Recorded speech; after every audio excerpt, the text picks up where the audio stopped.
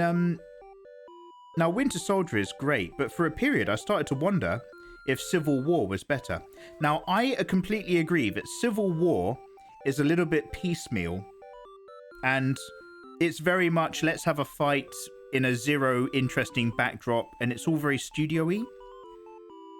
But there are parts of Civil War where the more I watched it, talking very specifically about character motivation, but I started to respect it a lot more.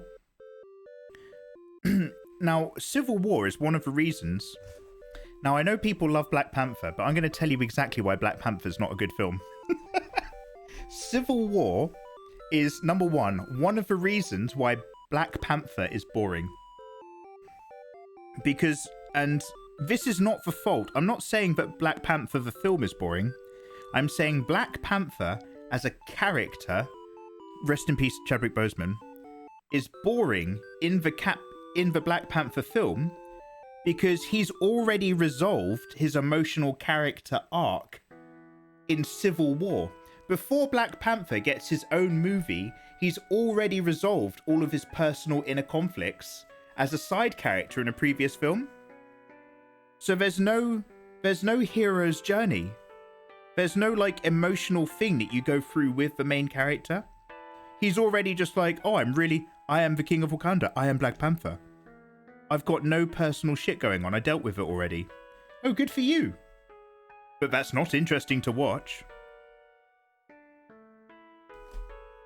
Excuse me, Black Panther. I haven't even begun with Black Panther. Civil War, yeah. So Civil War, I always took as a bit of a... It's not one of the best ones, but, you know, it's got some good bits. But it's a bit, you know, doing it for the sake of doing it and trying to work out how to get there. But actually, my opinion of Civil War has increased greatly over time. One of my favourite things in the entirety of the MCU is in Civil War.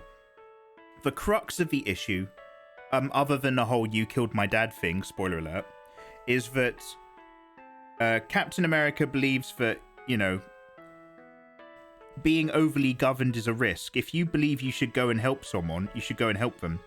Captain America, as like a D&D character, Captain America, the first Avenger, starts off as lawful good. And by the end of Captain America Winter Soldier, he's chaotic good. So in Civil War, he's chaotic good and Tony Stark is lawful good. And so Captain America's just like, no, man, you can't keep having other people tell you what to do. This doesn't protect you. It causes more problems and it holds us back. And Tony Stark's just like, no, it's this governing and following the rules is what protects us. And Captain America is just like, no, because the whole reason why Captain America is really a stick in the mud is because he goes and visits like Peggy Carter at some point and they have a really on the nose conversation where, you know, it's either Peggy's funeral and he talks to her daughter and her daughter says something like, or her niece says something like, you know what my mum, Peggy Carter, used to say? Peggy Carter used to say, if you believe in something and you know that it's right, you must never ever back down. You must stick to your guns if you truly believe there's something right, even if Iron Man is telling you that you're wrong for the next 2.5 hours. You must believe in yourself and stick to what's right.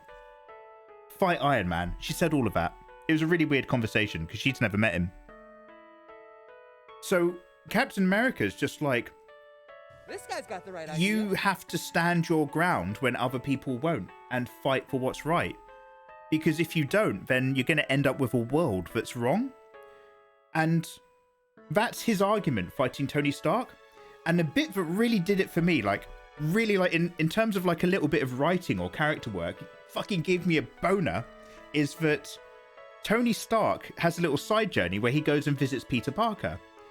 And he's just like, okay, Mr. Peter Parker, I want you, Spider-Man, to come join my team. Because he's just like, there's me, Iron Man. I have a giant robotic iron suit. There's Warmonger, a giant robotic iron suit. Vision, a demigod in the form of a robot synthetic man. Do you know what I also need? I could really do with some help from this 16-year-old kid in this upcoming fight.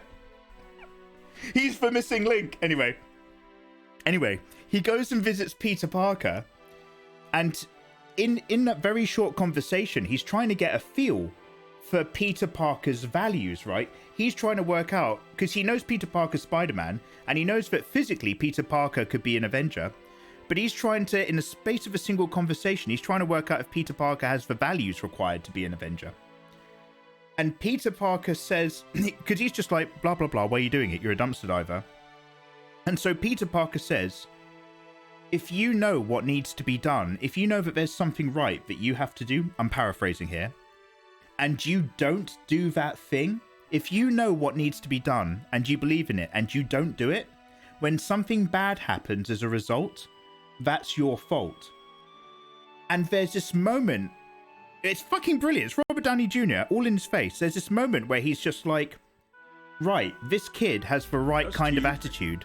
This kid is worthy of being somebody who's going to join our crew. And in that moment, there's sadness, because he also realizes that he might not be on the right team, because the very values that give Peter Parker worth to Tony are the very values that Captain America has that's put Tony as his enemy. And it's fucking brilliant. As he recruits Peter, the very thing that makes him worthy is the very thing that Tony's slowly realizing he's fighting against. Mate, I watched that film like 3 times, I think, before I caught that. And I was just like, I think I've underestimated this movie. I was just like, just that little thing, having it in there. I was like, this is a much better film than I ever thought it was. Oh, it fucking does it for me. That's the shit that does it for me. I mean, obviously this is true for everything. Have your explosions, have your battles. But the things that make you care are the characters. You either care for the characters or you don't. And that shit just fucking hit me so hard.